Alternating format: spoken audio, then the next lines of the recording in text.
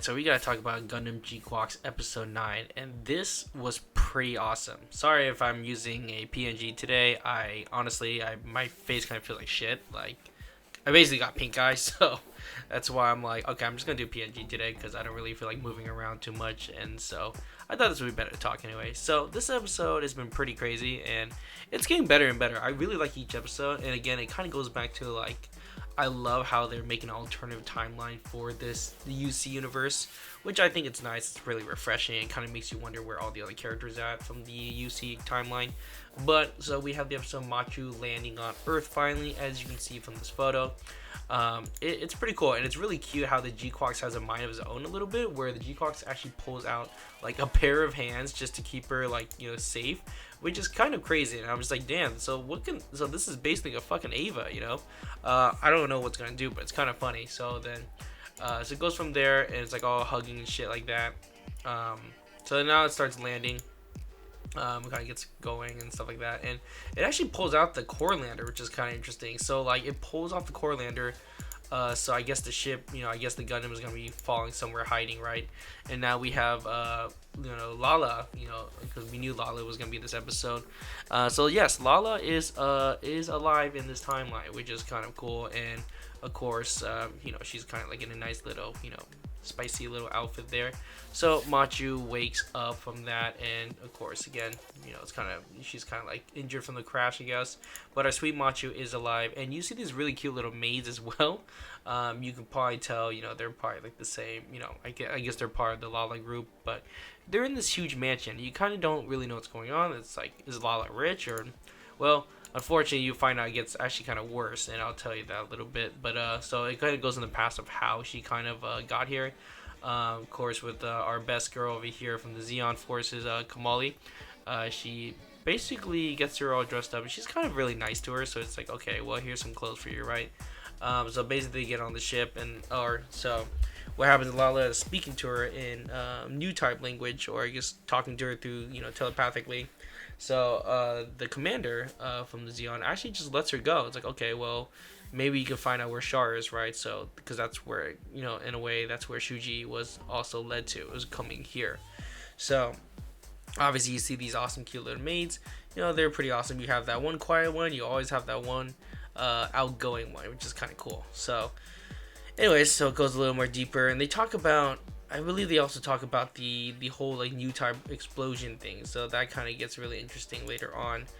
Talks about Amuro and Char crashing, and of course he's like super interested, and that's kind of like because he's really obsessed with trying to find a Char, and I think we all are. I'm still confused at where everyone is. But we think Char is that one for the last episode. So of course we see a good look at Lala, and man, she looks great.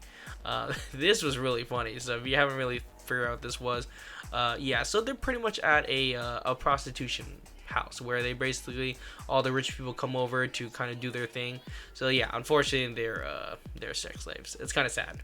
But in the timeline, I believe in the origin, Lala was a slave as well. So it's not too much different, but it's still kind of sad for the most part.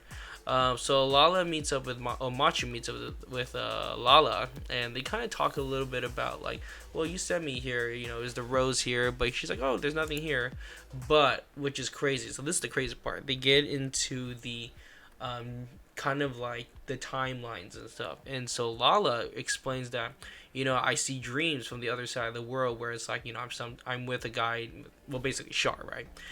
She gets saved by Char and from the origin, and then talks about the timeline where she's just with Char. They fight together, and even talks about her death and dying for him from the White Gundam. And then she talks about Amuro and the White Gundam, which is kind of crazy, and she ends up saying she's in love with both of them. So she's kind of like the third wheel, or I guess maybe the harem, having two of them, with each other. So it's kind of cool how like they bring up other timelines. So yes, this is an alternative timeline, and they actually bring that shit up. So for me, that's kind of cool, and I think that's like a nice little twist of what we're seeing here. So that's pretty exciting stuff, and I think it's pretty badass how they're really going that far into it. So they kind of just explain through like their new type abilities. But you know what's really sucks? It's really sad because in the end of the day, she's like, "Well, it's just a dream and it'll never happen to me, right?" Yeah. And so from there, after I guess they're interrupted and Machu goes back to the guest house.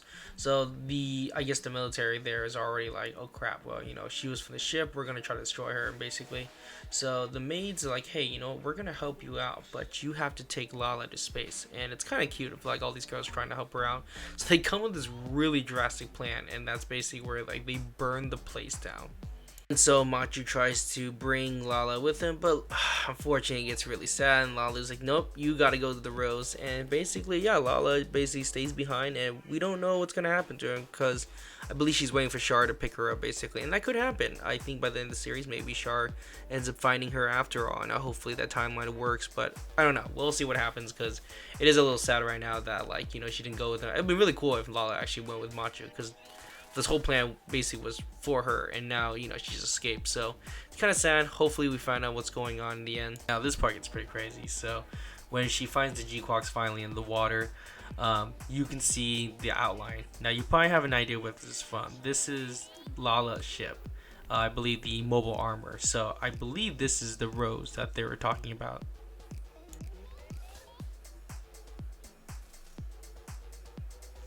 And so yeah, so basically they do find the ship, Lala's ship, and well, there's some pretty cool teasers too. We're getting some trailers where we have the Gogs, which is gonna be pretty badass. Of course, this is the image of the rose, and it's funny how she mentions it doesn't look like a rose; it's like a tulip, right?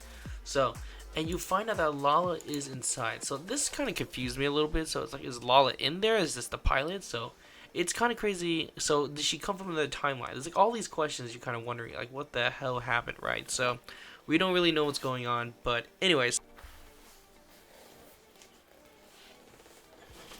I really enjoyed this week's episode, and honestly, like, I definitely would give this a solid 9 out of 10 episode, and I think overall, in conclusion, this episode just brings us more questions, but it also gives us more excitement and just what's to come. And it's not like we're just dealing with one timeline anymore. We're dealing with multiple timelines, and it seems like that's where they're getting at from this, and it's gonna be pretty crazy. Like these few episodes, because I think we have like, so next week is 10, so we have 3 more episodes after this, and it's done. So I don't really know what to expect, and I don't know how the ending is gonna go, but someone's gonna get transported to another dimension. Something's gonna happen. So overall, it sounds like Amuro might be in the next episode. It sounds like someone's gonna come in. So the previews is pretty crazy. I think they're gonna have multiple big exams, which is gonna be insane. It's just gonna be another battle, and I think that's gonna be with Neon piloting the new suit. So that's gonna be really exciting stuff. I can't wait till that happens. But anyways, let me know in the comments what you think about this episode. Are you guys excited for it? I am. Let me know in the comments, and see you next video. Peace. Hey, I was watching that.